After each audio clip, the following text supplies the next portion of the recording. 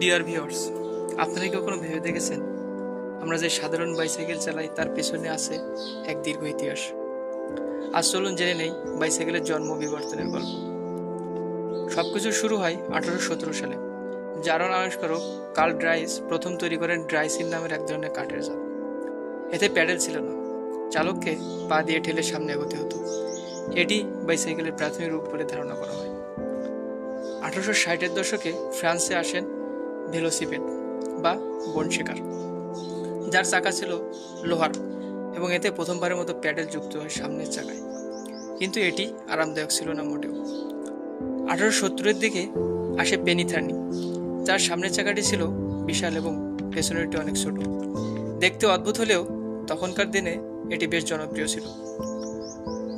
সব থেকে বড়সড় পরিবর্তন আসে 1885 সালে, যখন জন কেম্প স্টার্লি তৈরি করেন বাইসাইকেল, যার পেছনে ও সামনে সমান মাপের চাকা ও চেন চালিত প্যাডেল ছিল।